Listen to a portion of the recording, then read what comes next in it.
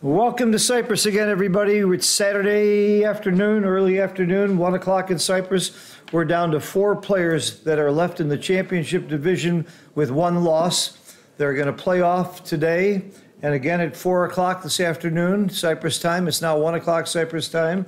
And then they'll have a winner from the 1 loss who is going to play in the championship against Orlovsky. In the Jurgen Orlovsky in the finals tomorrow. The match we're going to bring you today is with Timur Azizov from Moscow. He's a very, very fine player. He actually was in the finals of a Cyprus tournament in 2019, a different tournament in Cyprus, not the Merit, but another one, but a very fine player.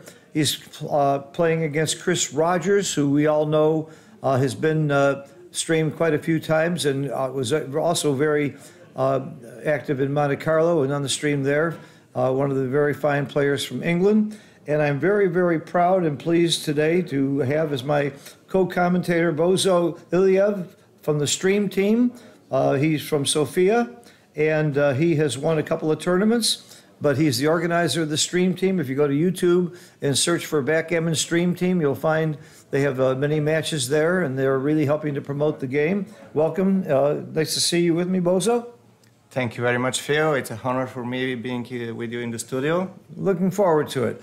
The winner of this match will play the winner of the other match that's going on right now, Tobias Helwag, my roommate, my good friend from Belgium, and Zakaria Gufashvili, I'm sure I said it wrong, from Georgia. They will play off for the finals of the once defeated. And then the finals will be a single final of 17 match, only 1 game. But the one who is undefeated, Jurgen Orlovsky, will get an extra bonus money-wise because he made it through undefeated. But I like the fact that it's going to be 1 match.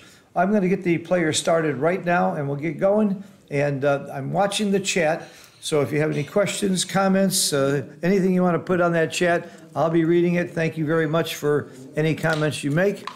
Some people I know are using XG and putting in some of the plays and PRs. I love to see that as well. All right, we're going to get started. So we are just about to start the match. We have Chris Rogers on the bottom of the table playing white checkers versus Timur Azizov playing on the top with the red checkers. So there's the handshake, and we're off. Okay, Timur is on the top with the red checkers. Chris Rogers on the bottom with the white checkers. Okay, they start with good points. Now for 1, he has to play 1 down to the 9 and probably to split the back checkers. I always split the back checkers when my opponent has 2 checkers on the 8 because it freezes those checkers. Didn't quite freeze it, he played it anyway, but now you got a direct shot. That's why you split. And there is the direct hit. So he's going to go all the way. He's thinking about making the 9 point. It leaves a direct 5. Well, it's not a direct when he's on the bar, though. What do you like here, Bozo? Yeah, I like making the 9 point, actually. Uh-huh. And first dance in the match. 6-3, so going all the way to the 8 point, I believe, not leaving anything, because the rock is too powerful. Or probably 2 down, 10 and 11, for bringing more builders. What do you think, Phil? Across, and I would have brought another one down too, but I like this play. Having a spare on the 8 is very strong. Looked like the standard play with 3 checkers on the midpoint. Now stripping it completely. That's clear. Too dangerous to split and leave 3 blots in the opponent's home board. And there you go, 6-5. Very good roll. Gives him a big edge in the game. And now Chris needed a 4. No 4. So 1 down and 1 to the 9. Or maybe risking now. I might slot, but there's no cover, so not. Is there any Any logic in splitting? 24-23? Oh, there is a lot of logic in splitting because the opponent has already run with both checkers, but it's a bit dangerous. So having the rook at the other side of the board is definitely. I like the split. You like the split? I like the split, and I like the cube. I like the cube as But well. I'm taking. Would you take? Definitely. Yeah, we both would take, but I think it's a good aggressive cube. Yeah, Timur is on fire, I have seen yesterday.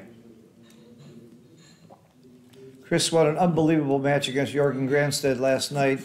It was a coup classique that he won, which is a pretty tough game to win. But Jorgen rolled the one, and he hit both checkers and won the game. They got to two away. Chris forgot to double. Oh, he passed. And there's the drop. You and I would both take. Wow, was it a nice bluff by Timur, or maybe we were wrong? I would bet money we were right. I hope so. We'll see. So, first blood to Timur Azizov, 1-0. Match is to 11 points, so 10 away, 11 away. You see the split again because of the two checkers on the 8 point. I think that's clear. And this hit is also clear. So 5-2. You didn't see my recording, the wood. Maybe going to the 18, taking advantage of the fact that the 8 point is stripped.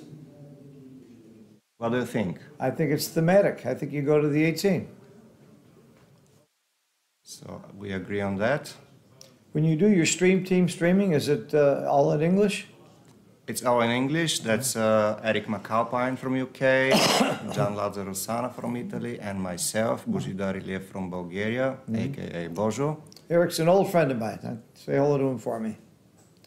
Eric is an amazing guy, so we are very happy having him in the team. Eric McAlpine? Yes. England. Yes.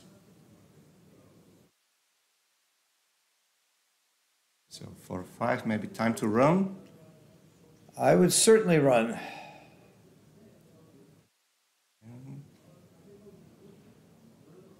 Let's see if that's going to be his final decision. Move isn't over until you hit the clock. And he hit the clock. On his bike.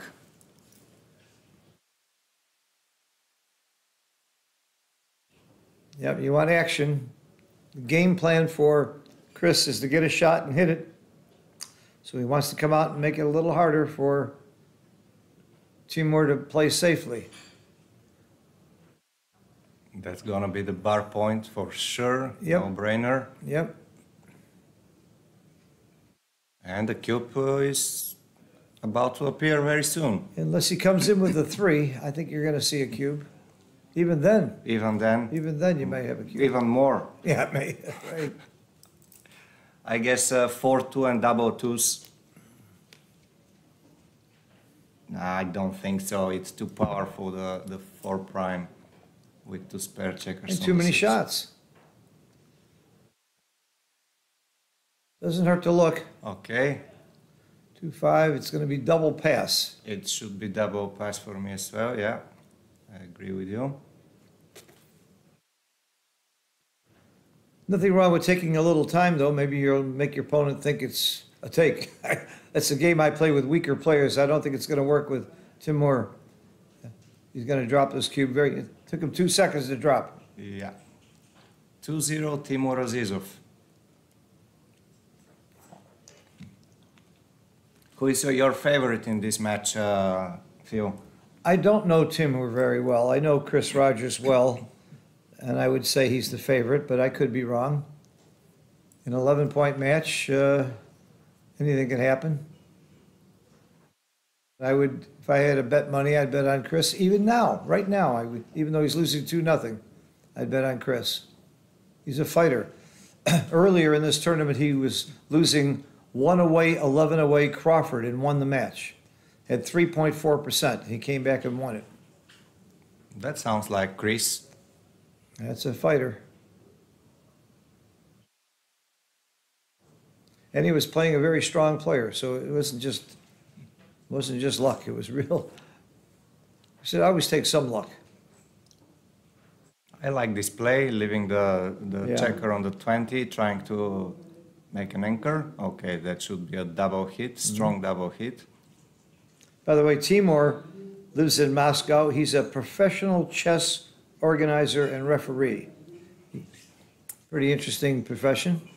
Okay, so I guess Chris can consider sending the cube here, because making the 5 point and clearing one of the blots is gonna lose his market by a mile. But I think it's a take because he might not make the 5 point, and he may have to make it with a 2.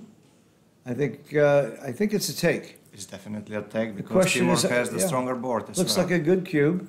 I like it. Even if it's a bit too early, I like it very much. I know I'm taking because I'm not positive it's a cube. That's reverse Wolsey's law. If you're not sure it's, he passed. And he passed. dropped. Wow. This is 2 cube decisions that you and I disagreed with the players.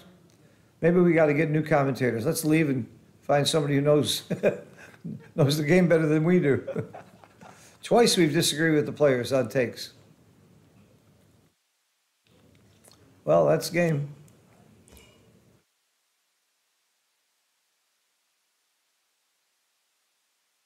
Six-4. That's kind of a, you don't see that play too often except at DMP or at Gammon Save to just run all the way. It's an interesting style. Most people play the other 2 plays of making the 2-point or out, up and down. It did pay off after making the 9 point. Absolutely paid off. When you don't get hit, it pays off. Immediately, it's good. Very good racing play. But maybe he made the play because he's ahead in the match. I don't know. 2-1 doesn't change my thinking at all. What do you do here? Do you run or make the bar? I think I run. Definitely run because there is a direct shot with the 6s from 22, so no way to risk that. Now he has to go to 21 in order to see daylight. And 1 down makes sense. Another option is slotting 5 and 3 point and keeping the back man. And another option is to go out to the 18. But That looks a bit too dangerous. yeah, I like this. Me too.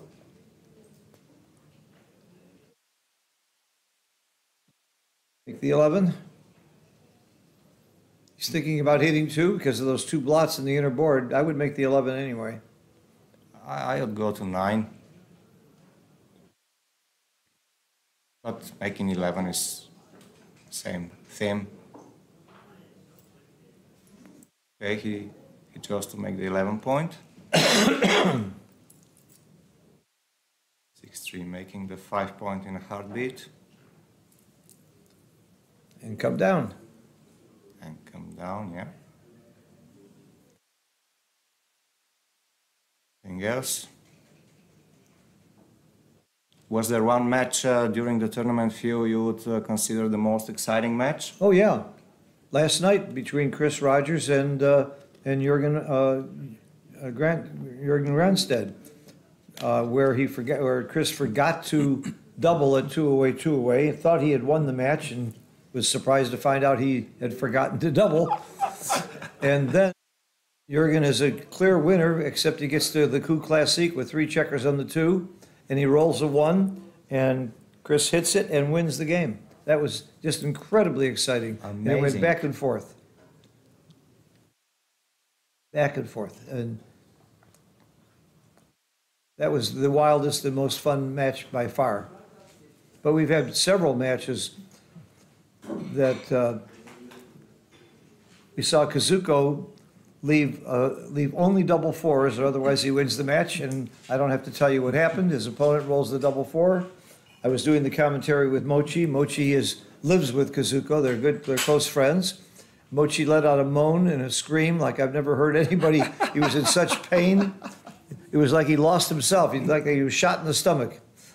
So that was very exciting as well. It was a great match. And Kazuko had come back from like way down. He was like at 3% in the match. He came back to a huge winner, unless the guy rolled double 4s. So we've had a lot of exciting matches. That's backgammon. Backgammon at its best. A lot of great players here and a lot of great matches. They're all on YouTube. You can go back and look at them. I'm very proud to have great commentators like yourself and Mochi and Tobias. Jürgen Granstead was also doing commentary with me. Thomas Tenwand. Thomas Tenlin. I'm glad you mentioned that. I'd forgotten. Thomas is great. I'd given Thomas lessons years ago, and I was so proud that he had taken lessons from me. He said, "Yes, I've been working hard to forget what you taught me."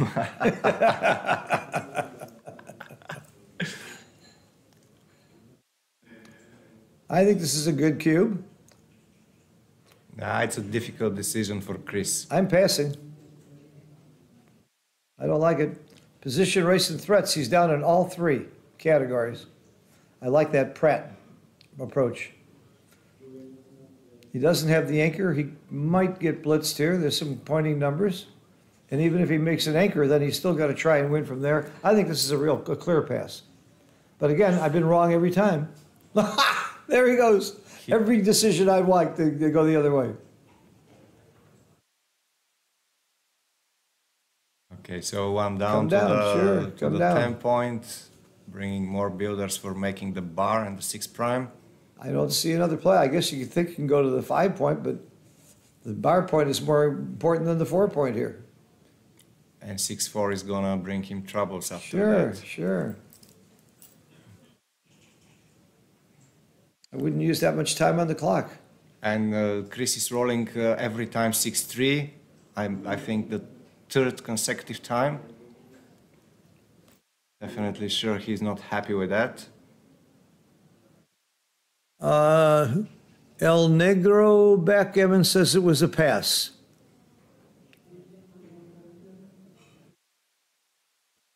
Thank you. I thought it was a big pass.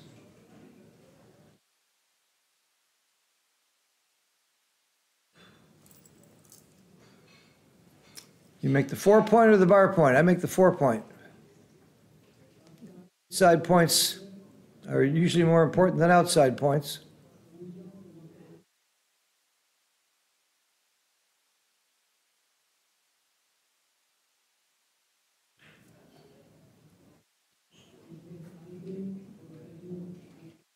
Oh, there's another play. Wow, that was not on my list. I would make the 4 point as well. Wow, that was, I guess with the 3 blots inside, he's deciding he wants to blitz. I never would have considered that play. Yeah, and look at this now. No spare checkers for continuing the prime. Well, it's working out okay because he hasn't anchored, but I really thought that was a wild play. Yeah.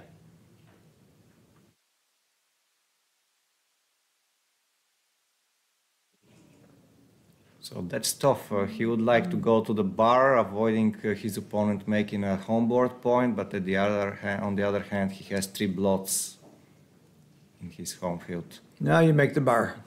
This is very easy. Or is he going to blitz again and hit 2?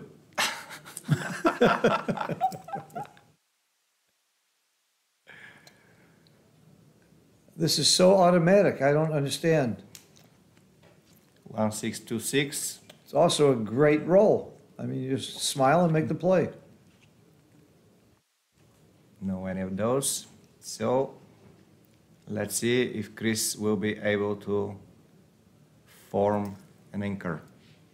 Well, he can make a 6 prime. Although builders might be more attractive at this with the blots in there. 6 primes are sometimes overrated. I think I am not gonna make the 6 prime because the main idea for Timur is just to blitz the 2 checkers before they form an anchor. Which just happened. Yep. You must anchor. You must anchor if you don't want to lose 4 points here. You must anchor. Because at this He agrees. He agrees. At this score, losing 4 points is going to be crucial for winning the match. There aren't many times where 4 points isn't painful in an 11-point match. Definitely. So that's clear. Just bring it to the 6 point and play 4 or wherever it's possible. Well, there was an argument for slotting the 4 point there. I think there was a good argument for slotting with those two blots. I might have done it. I think I would have. I would have slotted the 4 point. Maybe he doesn't roll a 1. If he does, it's not terrible. And that's the point I want to make. It's harder to make now. Yep, I'm more convinced than ever. I don't think he looked at it. It's going to be a lot harder to win this game without the 4 point. Right. Look at this play. You're going to have to stack. He's going to have to stack or clear the 8. You know what? I think I clear the 8. I like that better than the stack. How likely is your opponent to crunch in the next row? Not very likely. That's why I would have cleared the 8. So clearing the 8 makes sense. He wouldn't come out with a 5 probably if he had it. Good. Take it back. Clear the 8 point. I would bet this play also. Of course, I'd lose lots of bets. This looks looks nicer, definitely, giving 1 out of 36 chance to the Yeah, and opponent. see, there's a 5. He's not going, so it didn't cost you. This is much cleaner. So 3-5, that's easier, Perfect. making the 4 point. It's perfect. I wouldn't use a second of clock time on these plays.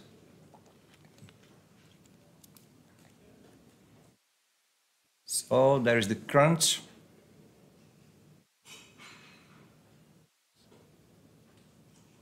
And Good roll. strong one. Very strong good roll. one. Now nothing leaves the shot. He gets all of his checkers in quickly. It's exactly what he wanted. And there are even some gammons now, not very likely, but not impossible. Okay, look at this. I would take 2 off and 2 off the 2 high points. You could just clear the top points, but to me, the 2 off and 1 from the 6 and 1 from the 5, that's not on my list. That was, again, not on my list. Creating a gap, you're not going to get any gammons. If you don't get any gammons, I would have cleared the 6 point bearing off 1 Yeah. checker. It's already getting awkward. Now you got to come off the 6 and peel a checker. I just didn't like that play at all. Okay, start with 2 off. Oh, no, that's, no. That's not too, that's not No, the you got to idea. take it off the 6. Way too many shots this way. And you don't need the extra checker off. You're not going to get a gammon. You're not going to lose the race, so you play for the fewest shots. You take it off the 6 point and off the 2. He's just taking a careful look.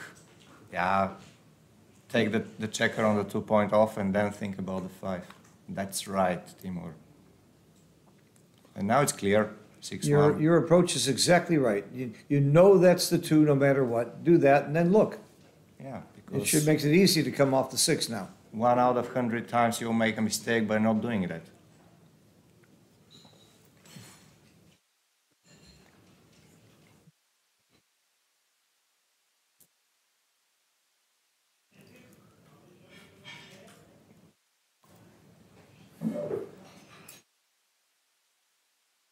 Okay, so he's really gonna do it. Okay, going for the gammon.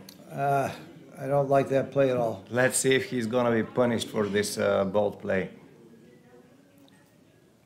The 1 more checker off is not going to get him a gammon, but it could get him. It could cost him the game. Going to the 2 point, not very efficient. If he finds a shot, he needs to have the checkers distribution in the best way. So that's the right play to me. And there it is. He would have left a shot anyway. Yep. This is forced. Otherwise, you're leaving a double shot. It's automatic. Yeah. Pick up your dice. Okay, so now 3, 2, 1, action. Gammon saved. No. Okay.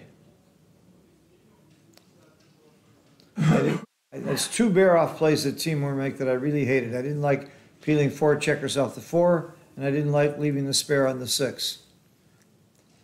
There's 2 good books on the end game called In the Game to the End by Bob Wachtel, written in 1993, I believe.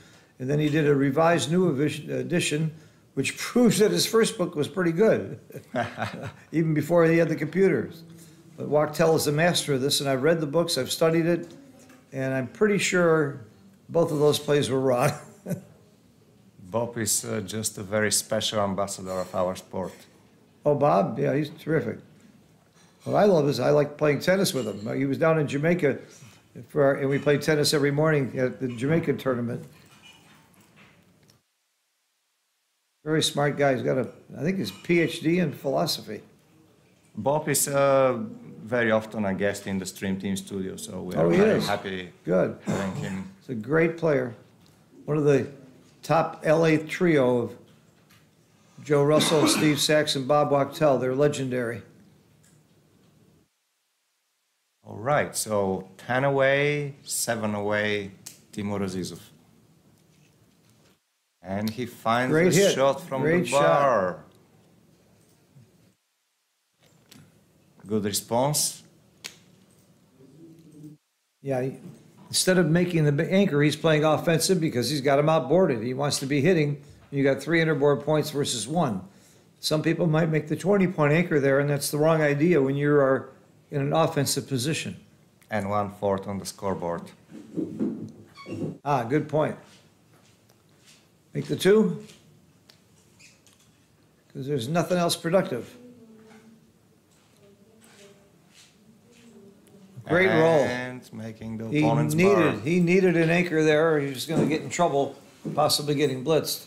And now Chris should go crazy, bringing checkers all around, looking for the contact because he already has 4. I would go out to the bar. I would play 1 down. Play down, I come to the bar. Okay, he chose your play. 6-3, this is the double hit. There's no or, so you have to double hit. What else are you going to do? And it's not so bad. No, it's not bad. You have the bar point, your opponent's bar point, so even if you get hit, you have chances to survive. Maybe even good for his timing. Great roll, comes in and hits. There's the shot. Comes in, hits, and comes down. Yeah, he has to fight for his 5-point. And this is probably gonna be double pass. No. At this score. No. Can he risk? It's going to be it might be a double, but I think it's a take.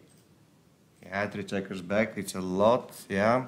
Certainly is a double. So you say pass and I say take? I think I would have dropped this.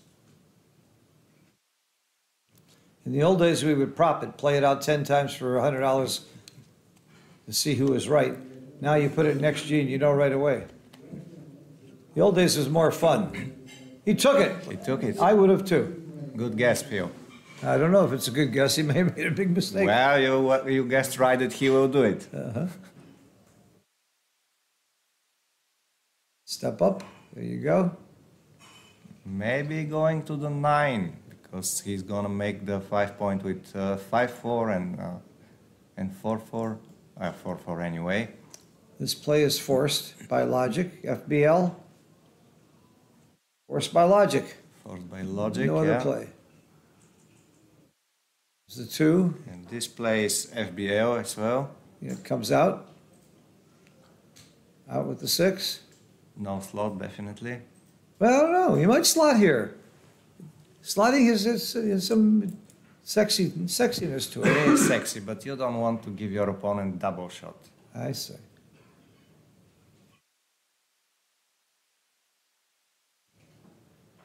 Makes the point. 11 or 9? I would make the 11th. Okay. So that looks solid. Oh, wow. Got to come out. Don't hit. Don't hit. Just come out. Run, baby, run. Come out. You got lots of time to play this game later. Good play. Good roll. Wow, 1-6 from the bar. Look at this. And Chris is way ahead in the race. So you race. When ahead in the race, race. Yeah, take the 2 checkers out and then think about the next 2. I would probably safety off the 13 because I don't want to leave a double shot. 5 point is sexy, but I don't think it's the main part in his game I'm not plan sure. now. I'm not sure. 5 point, there's likely to be some fireworks, and it would be nice to have the 5 point. If you don't leave a shot here, all that's going to happen is Timur is going to make some points, and you leave a shot later. I might make the 5 point, or come around. I like coming around too. It's a pure racing play. But if you're going to leave action, I think the 5 point is right. Chris Bray said it was a pass, and Chris certainly knows. I've read his books too.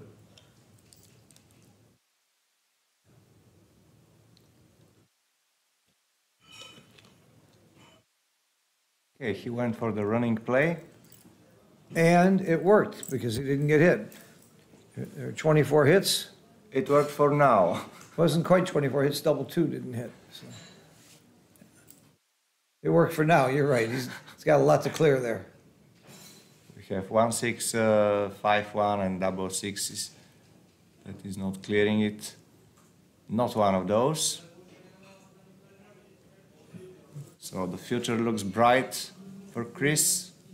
The moment, big raise lead, Q%. So I have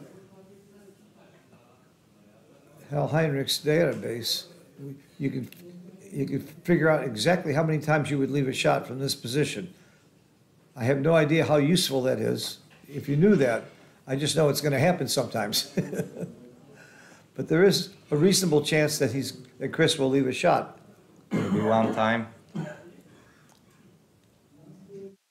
Knowing the exact percentage is just way beyond my abilities.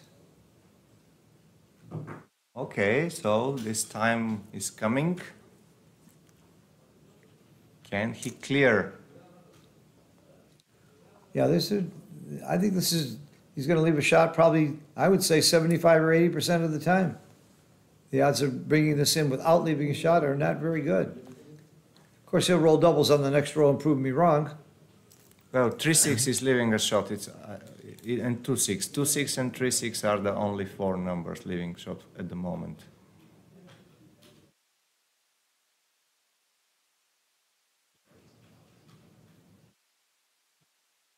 See? Well, this looks like 2-6, but not exactly. That's huge. That was very big for Chris. That reduces his odds of leaving a shot by multiples. So he took the 25% chance you gave him. Yeah. Okay. So 1-6, the only one. And then in 1/3 of the times he will get hit. Approximately 1.5%. 15263. Good. Thank you. I made that up. Okay, this is not the case. So now most probably the score is gonna be 4-3. Very tiny gammon chances, but that's gonna be a miracle.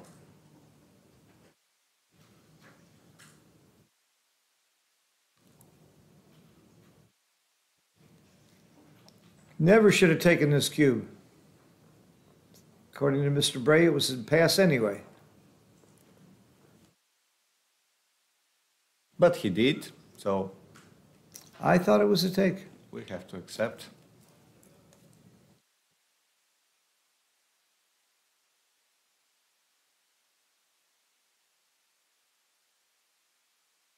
Maybe because of the score. You pointed that out. Maybe because of the score, that certainly would add to the idea of passer. Well, normally we tend to pass against the 4-point board being on the bar. So that's like a general thing. Sometimes, okay, 5-point open, no spare checkers. But the 18-point was made. 18-point made, yeah. But That it was still a looked major too dangerous feature, to I me. thought.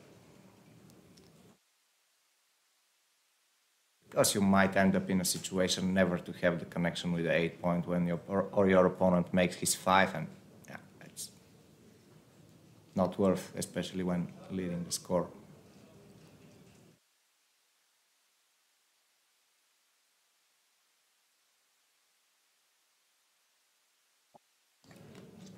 Seven away, 8 away.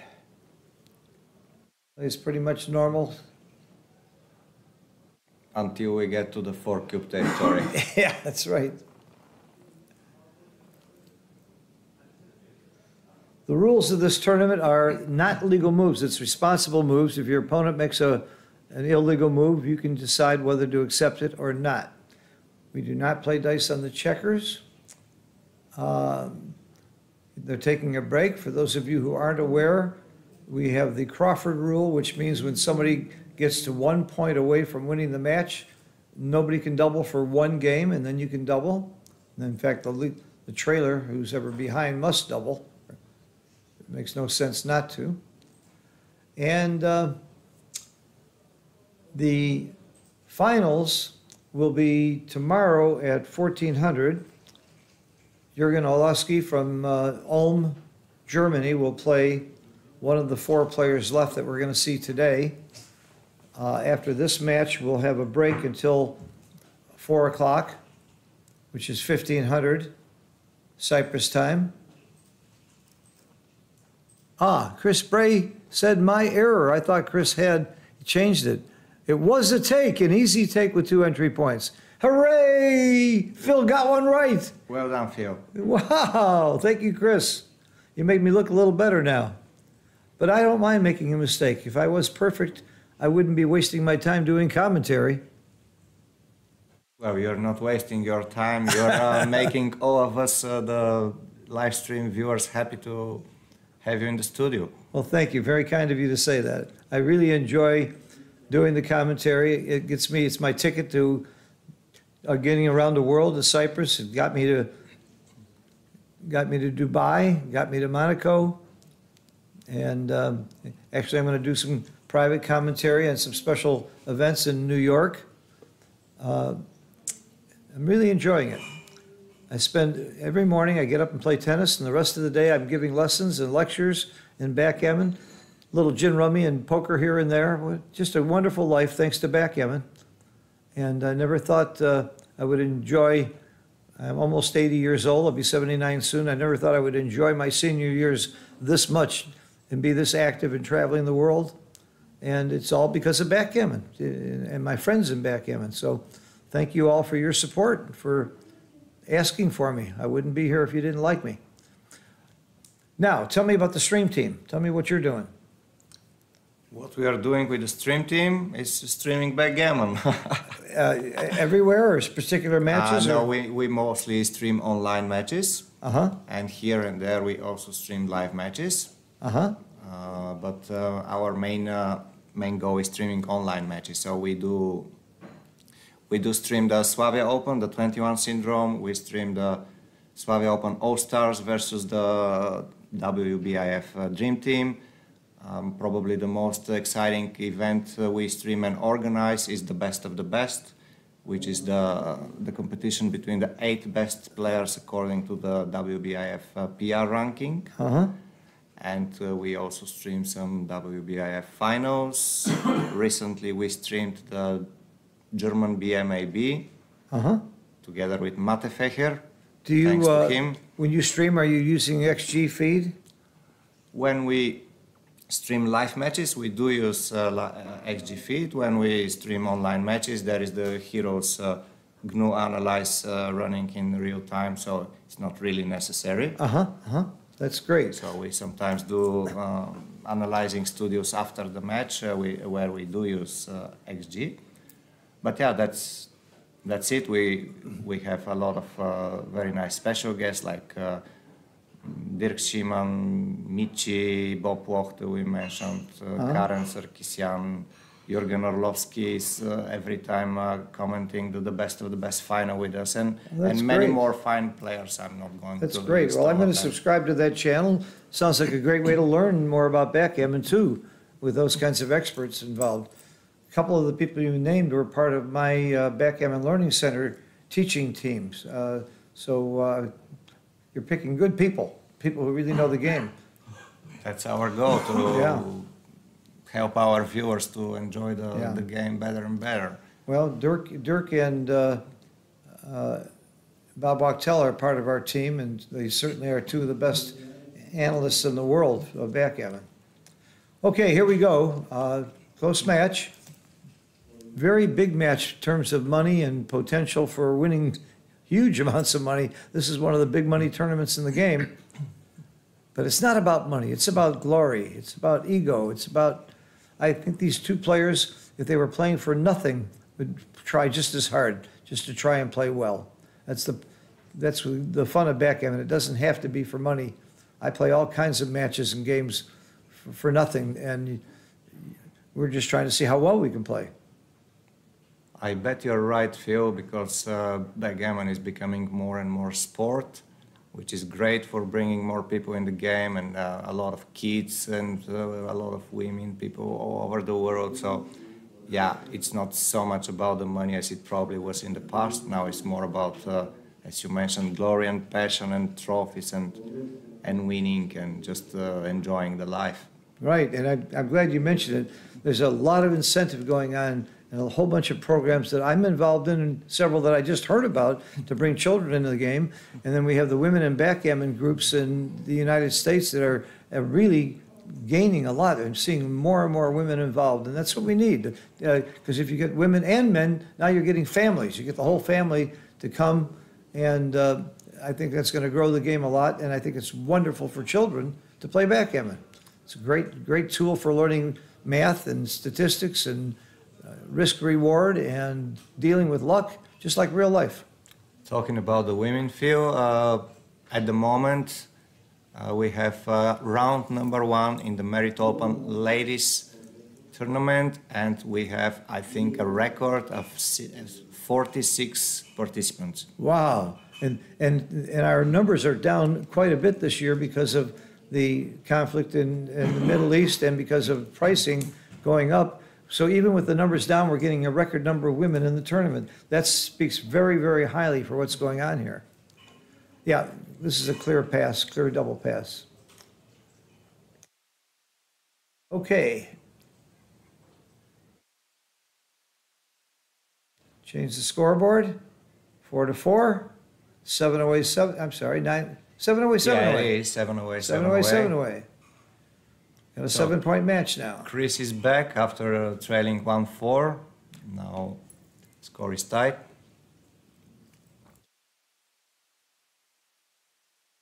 And they continue rolling the same number in the beginning.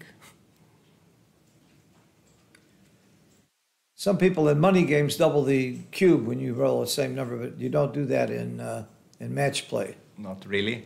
The other difference in match play is you don't play the Jacobi rule. In money play, you have to turn the cube in order to get credit for a gammon or backgammon. That's not true in match play. And of course, the Crawford rule I mentioned earlier, where you can't double when someone gets one away, is another change. But the biggest change in match play is how the value of gammons change and your take points change as the score changes. And that also changes your checker strategy. So it's really much more intricate than money play or single game play. This is a pretty strong position, and he is doubling, but I think it's still a take. He's got those 2 checkers back. He's only got the 5-point made. I think it's still a take at this score, 7 away, 7 away. So we have 10 checkers in the zone and 3 points. Just 5 and 6 points. Some good chances for making the bar, but that's still. By the way, I only count 9 checkers in the zone. I don't count the 11, the checker on the 11 as being in the zone because it doesn't aim within 6 of an inner board point. So it's a matter of definition about zone. Yeah, it helps for making the bar. It does help for making the bar. Half You're a right. checker, 9.5. Okay. And I agree. And again, they disagree. The cube action disagrees with me. They passed, and I would have taken.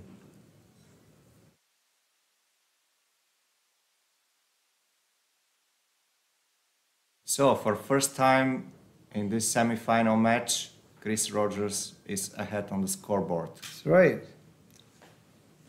He's unflappable. In Monte Carlo, the same thing happened. He was off and down in the match. He doesn't seem to get shaken at all. He's just very deliberate in his plays, cube action, show no emotion at all. Nice guy, though. I like Chris. That's more important. I like the guy. I don't dislike Timur, I just don't know him. Okay, this looks like clear, making the 9 point. It's part of your prime. You did.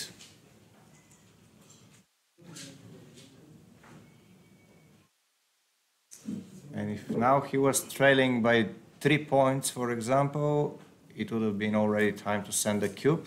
I don't know how to make this play. That would be my play, only because everything else looks uglier. That looks ugly.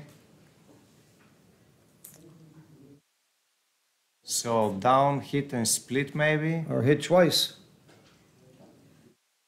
Hit twice. Hitting twice is an option here. Yeah, but he's playing. He's a blitzer. Okay. He was blitzing earlier. You remember that play where he... With the double twos. Yeah, the double twos. Yeah, you're right. He likes to blitz. But his game plan here is to prime his opponent, having the 4 point and the 9 point. I agree. I didn't say I like the play. I just You're right, thought absolutely. he Yeah. would do it.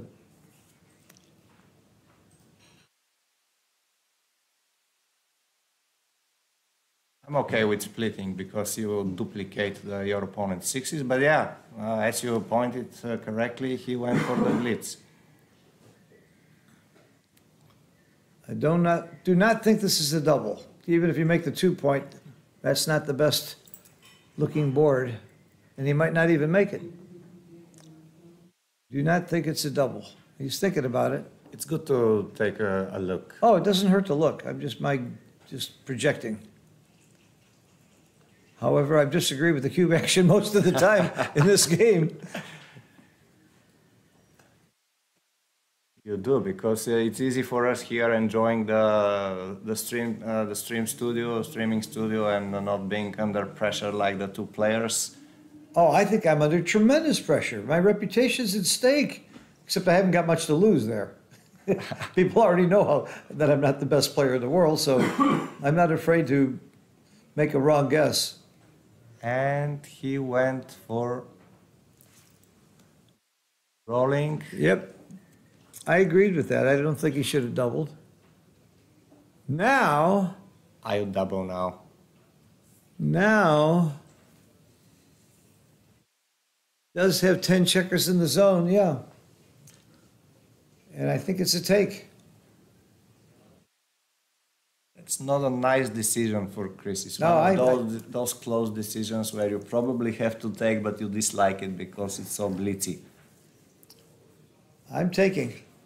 So what do we have? Double threes, double fives, double sixes, 3-6. He took. Okay. They did. Finally, they agreed with me one time. Yeah, they did.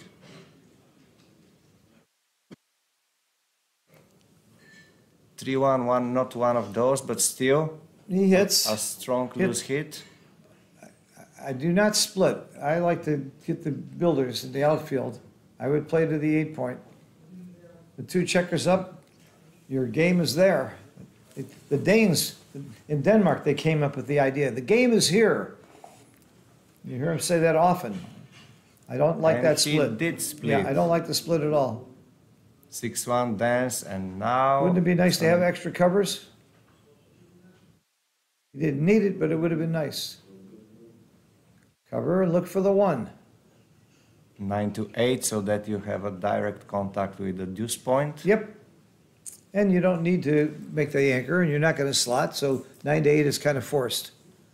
Yeah, because 6-4 would be... In my really mind, bad. Timur is taking a long time on plays that I think are obvious or forced, and it could bite him at the end of the match if he's short of time. Like this play just seems so clear. And there is the deuce, so he's happy to have the contact now. And it paid off. He's going to hit with the 6, come down with 2 6s, and come out with 1. Come down with 2. Again, this play is all forced. He's taking too slow. And then come down. There's nothing else. Yeah. Okay. So, Chris, He's now very is the methodical. time. Okay, 5 is not the worst, not the best. First you cover, 5 point and 1 down. right? No need to hit with 2 blots, I think. Cover and come down. Cover and come down, yeah. That's it. And this is a huge roll right now for the match. This could be a big swing roll, whether he rolls a 5 or not. He will consider the hitting play, counting the combinations. Now it's 20 shots versus 11 covers. I must tell you, I'm not sure. This could be right. It's not my play, but it could be right. Yeah, because if you get hit on the deuce point, it's nothing really bad. So only problem is the 5. Yeah, if you don't do this and he rolls a 5 and he anchors, you're in big trouble. He's got a really good game. So I can see the logic, but I still don't think it's right. I still make the deuce point. Yeah, I agree with you, Phil. I make the deuce point, bringing a checker down, a builder. But you pointed earlier correctly that he's a blitzy player, so he went for the blitz. And now probably Timur is happy because this would have been a great anchor. Yeah, this is a horrible 6. Very, very bad roll. Lose a builder like that. Now Chris is a favorite to come back in the game. Hit twice. Wow, Hit what a twice. comeback.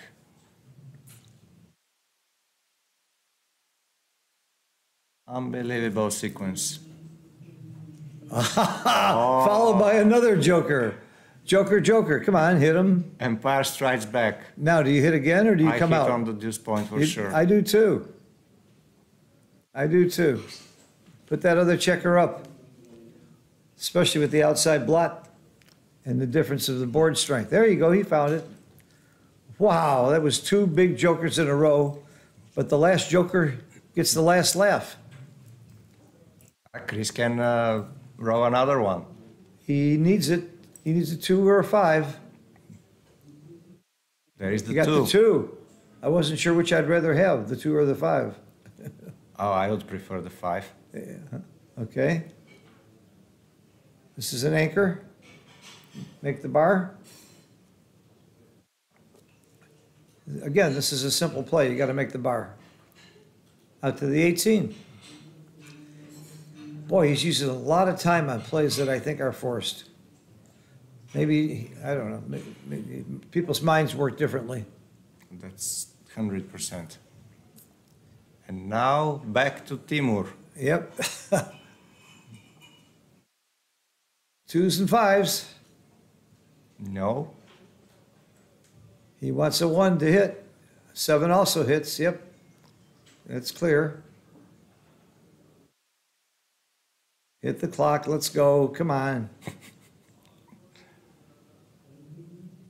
he was my partner to shoe it, I'd be slapping him. I'm so impatient. I have to learn to be more patient. Ah, I switch and hit. I doubling hit here, yeah, and now switch. There is not much else to do. That's right. Well, he could lift. Come He can, on, but- 3 to 2 with 2, and that's it. It's a beautiful play. Okay, but with 3 on the bar, lifting is not that bad, but I still prefer sending the 4 checker on the bar. Why not? The alternative is lifting. Okay, good. That's it. Yeah, main problem is there is no direct cover, so we give our Yeah, it was opponent still a 2 or joker 3 roll. It rolls. was still a joker roll. Putting 4 up gives you some time here. Bring your builder around, So go to 11. right? Get a builder. There Yeah. you go. And now Chris again needs a miracle. No, 5 this time, 6 covers, 17 numbers cover. plus double 5s, 18. Oh, you're right. That's sharp. Come on, this is forced. I make the 5 point here. No need to give this shot. You make 5 points Yeah, and give up the 6? Yeah.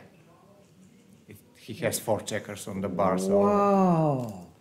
That wasn't on my list. Wow. Yeah, because you keep the 4-point board. That's a great play. I didn't even see it. I didn't consider that play. Wow, you're smarter than you look. Thank you.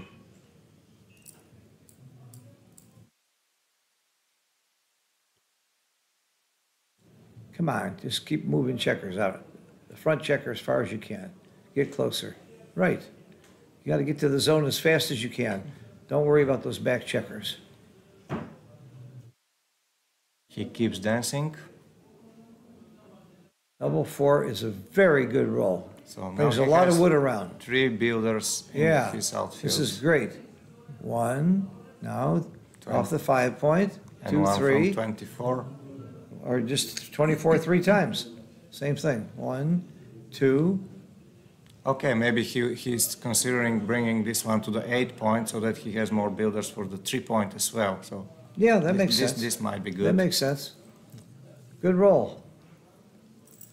Chris, you better perform. That's a start. 2s, 5s, and 6s. 6-2. There you are. Combination. Well, that switch of making the 5-point was clearly right, clearly paid off, and I didn't see it. I learn every time I watch a game. Because I have so much to learn, too. Out to the bar. Don't waste time. Come on, don't lift. Good. He must have heard you. He's a 4 to cover. Got it. Many 4s. Double 4s. It's a good roll. It's not a cracking number. Well, Timur on his way to meet Mr. Crawford. Yeah. How could anybody take this cube? I would have.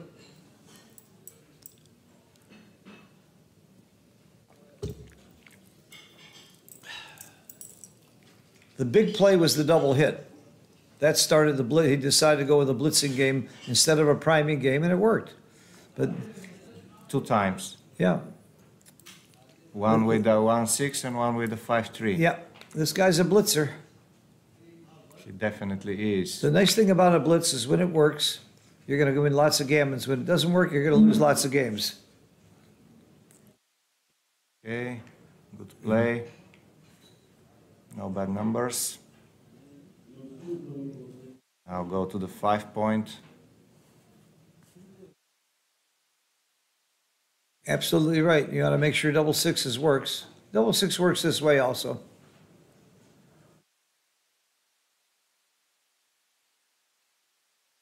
Okay, again, 5-point so that you avoid any troubles with double 6s and double 5s.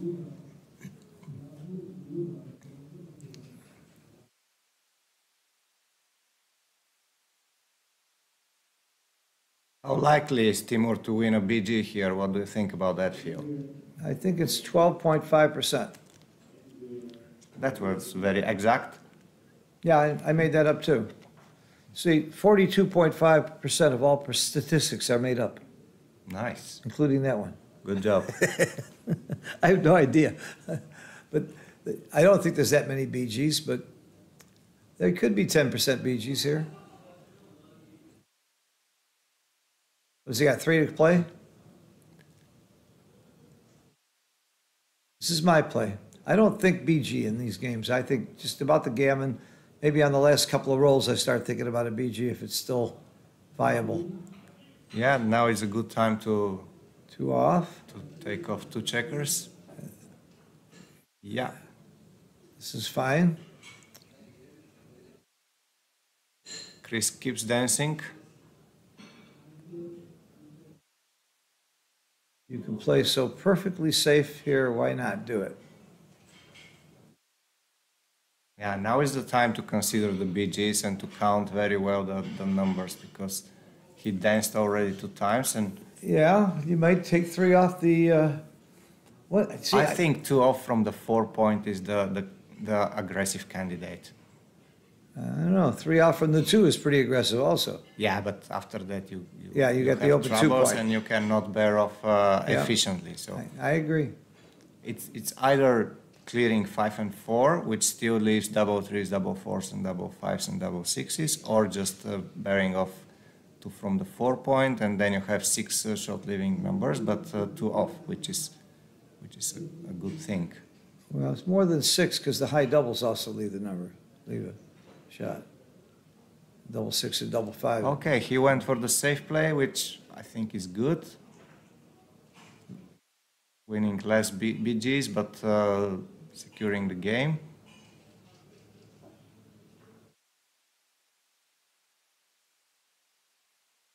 I certainly play 3-2. I don't peel.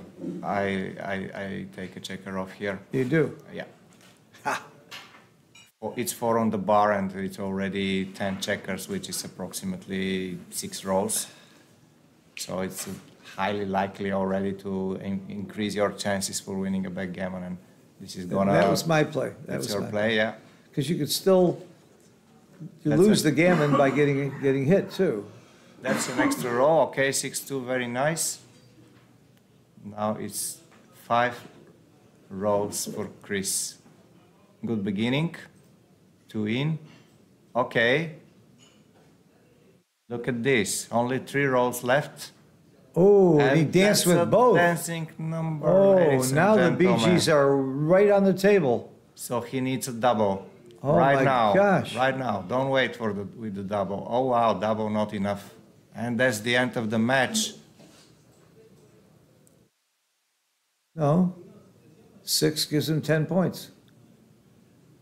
Ah yeah, okay, Crawford, yeah. Sure. Crawford. Oh wow. Yeah. I was wrong about A that. BG. Wow. All because of the 6-1 double hit play. Nice job. Which is the play I liked. Wow. 1 away, 6 away, Crawford. Do gammons matter? Yes. Yes, they do. Yes, that's what you need to, that's the only thing you need to think about in the Crawford game, whether gammons matter or not. It does help to win 2 points. It's very critical not to lose the game if you're Chris Rogers. Now, Chris has won from this position from way behind several times here in Monte Carlo. So it wouldn't shock me if he still won the match, but I wouldn't bet on it. Right now, Ah, look at this. what's that saying, Damon Runyon? The race is not always to the fastest and the strongest, but that's the way to bet. Timur is absolutely on fire in this match, Yes. and probably in many matches before that. Yeah. He's making Russia proud. There aren't a lot of Russian players on the circuit right now because of world events and stuff. So it's nice to see. Okay, 1 down to the 10 point, bringing more builders for making the bar and 5, and then just stepping up. Yeah, that's the play, definitely. The hit was just too big. No need to give anything because you simply play for 1 point. I'd make that point and slot the 5. I would make the 18 and slot the 5. I don't think the bar point has that much value. Your own bar point has that much value. I like what he was doing. Yeah, it depends on what strategy he has about this game, because in this kind of games where gammons don't matter, losing a gammon doesn't matter for you. No, losing a gammon does matter. Yeah, but not for Chris. Oh, I see. Yeah, for Chris. I think yeah. Chris's strategy here might be for playing a back game or another complication, which loses a lot of gammons, but can put your opponent under pressure. So this is why he needed the time to see if he can turn the game into such a direction, but he went for the standard play, which you said you like.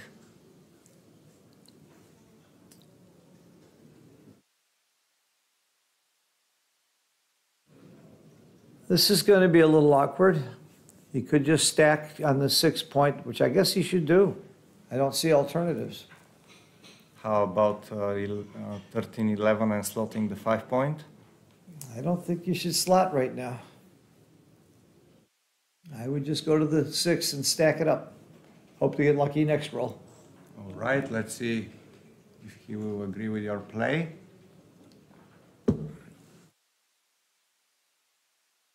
Your play is certainly a good option. Make the 11 and slot the 5. I'm not sure if this is my play. I'm only considering it as a play which might improve his position, because now his opponent attack is not ready yet.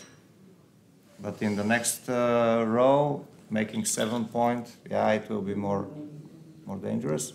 Okay, look at this. No, I definitely prefer your play. If he's gonna play safe, leave the spare checker on the 10 point. 5-1, 6-2, 6-4, 4-1. Yeah, why not have the spare when you can have it?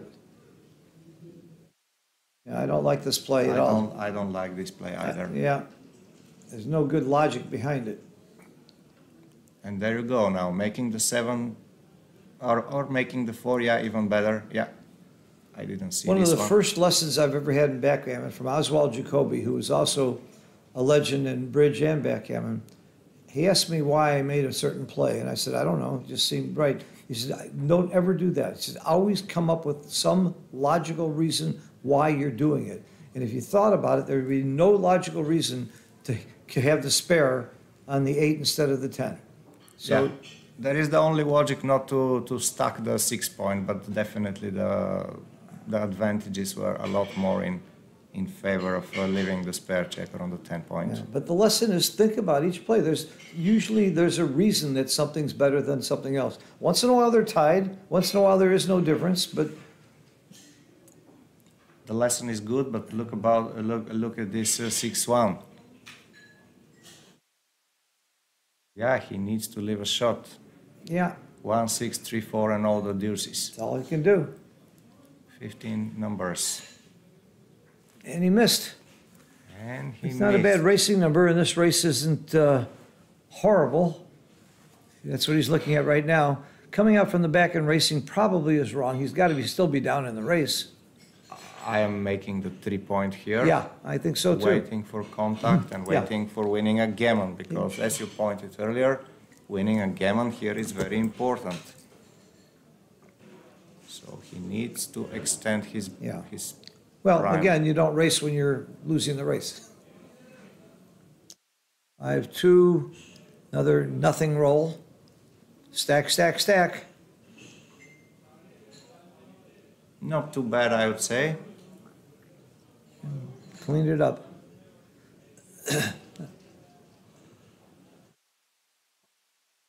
6-2 is bad. 6-4 is bad. And that's it, I think. Okay, that's not bad. Bad, bad, not bad. Certainly 6-2 and 6-4 is already not so bad. Yeah. It's hard for Chris to win this match. He needs some additional help from here. And no timing. He was in worse shape against Jurgen last night, and he won it. So he's not giving up. This guy, Oh, there's definitely. he's definitely thinking about every inch he can get out of this game. But the odds are not good. But that's what I see when you watch great players. This is not on my list. I think he has to, because otherwise, what is he gonna play next row? I see. It's a good play. Good play. 5-4, really nice, bringing another checker. I hated to give up that 2 point, though. That's his last hope, I thought. Well, he can catch up in the race or under some circumstances. Well, Not anymore. You forget the race now. Just bring him into the 5. just bring him into the 5. Yeah, definitely. The best row possible. Yeah. Well, one of the best. Pointing wouldn't have been bad. Where 3 does nothing but slot the ace. Slot the ace. Take your medicine. Okay. So There's a couple of bad sixes here. 6-1. Oh, that's a very good roll. 6-5 was actually Very even good worse. roll. Those three are forced, and now I think you take one off the 5. Oh, you definitely do, to avoid the 6-4 shot leaving Sure. number next Take one time. off the 5. And having more Yeah. spare checkers, better distribution, definitely. plus saving the gammon, Uh-huh. which was target number 1. 6-4, you said it. Yeah, 6-4 would have played poorly the other way. Yeah, Left a exactly. shot. leaving nothing now. And there is the 6 prime for Chris. He's ready for action. 6-4. Double one, clear. Oh, wait a minute. You can make a 6 prime. Close the board. I would play 2 to the 5 point And close the board. You close the board? Absolutely. That's right.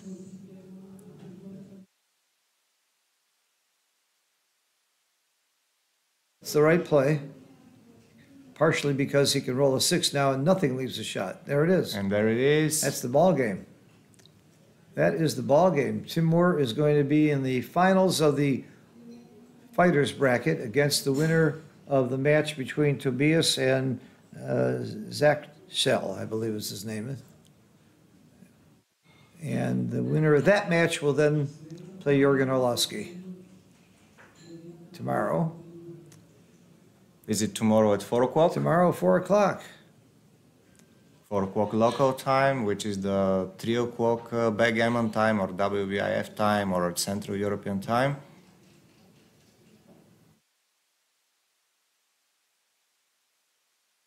And I think that's 9 a.m. New York time. That's where I'm from. 9 a.m. New In York Florida, time. New York. Yeah. And how about the final bracket today? At what time is it? Oh, they're going to play again at 4 o'clock today. So game, Saturn match. Yep, come back Timur, at 4 o'clock. Azizov. Thank you so much, Bozo, for joining me. I really appreciate what you're doing with the stream team. Anything that you do that promotes the game is great. And I appreciate all of your comments and help. It's a pleasure. Thank you very much for I'm gonna you. go- It was go honor congratulate, being in your Timur. studio. And get my dice. Yeah.